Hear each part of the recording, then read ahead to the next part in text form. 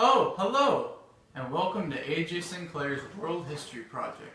Today, we will be covering cultural aspects of my life, economic aspects of my life, and what type of government is in my household. There's a lot to cover today, and it's going to be very interesting. So hold on and enjoy the ride. We don't have much time, so let's try to get through this. Stay with me now.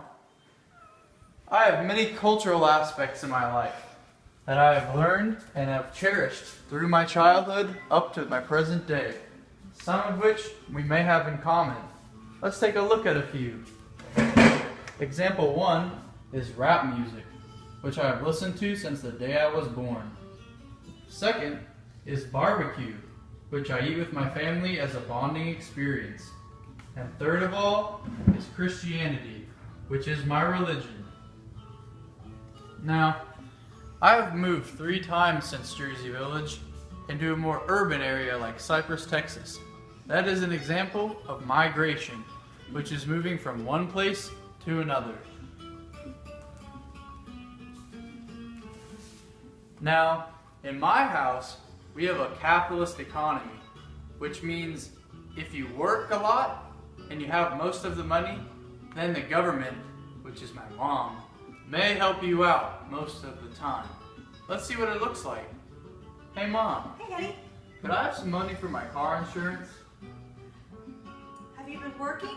Yes, I've been out pounding the pavement all week, and I've made the majority of my money, but I just need a couple extra bucks to help pay it off. Okay, well, you know, it has been raining, and you need it to not be raining when you have a car detailing business in order to make the money. So I think I can make an exception this time. Sweet. Thanks, Mom. You're welcome. Now, 2 more examples of a capitalist economy in my house are asking for money when I need to go out and do something, or have money for gas. That's a problem sometimes.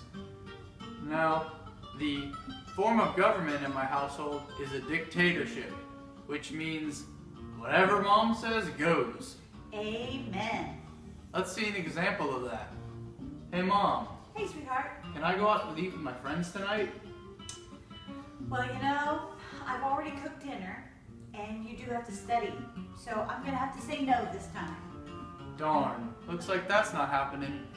In a communist government or a dictatorship, there is no room for negotiation, which can sometimes lead to conflict. 2 other examples of this are wanting to swim when I have chores to do inside, or wanting to go out with friends when I need to study. Now if you look here, this is a Mother's Day card I wrote years ago. I wrote it myself, so it is a personal primary resource. Why don't you read it, sweetheart? Alrighty. Roses are red, violets are blue. No one is better than you. Oh, I love that so much. I love you. Not that much. You're funny. Come along. Now, through my wonderful year of world history, I've learned so much. And there's so many things to talk about, that could be my favorite. But I have 2 things that have taken the cake. The most interesting things from world history that I've learned this year are the Cold War, for one. Now, this is interesting to me because we got to learn how the US and the Soviet Union fought without fighting. And they pretty much just made bombs that were bigger than each other, but then never dropped them. I think the atom bomb is pretty interesting too, because that's a big bomb. Now, my favorite thing, hands down, no discussion, World War II. Why, you ask? Well, I got to learn about the Nazis, Adolf Hitler himself, and the genocide of the Jewish race. And they almost got wiped out. I think that's pretty interesting. Now, throughout this whole year, I had a pretty great time and learned a whole lot. And I'd like to thank my teachers for teaching me the information which I will use till the day I die, and my classmates for walking with me on this amazing journey. Many days were spent in that classroom, and many nights were spent studying, but now I know it's all paid off. thanks to you guys.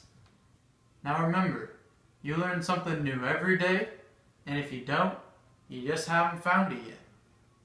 Y'all make sure to have a great night, and I'll see you on the flip side.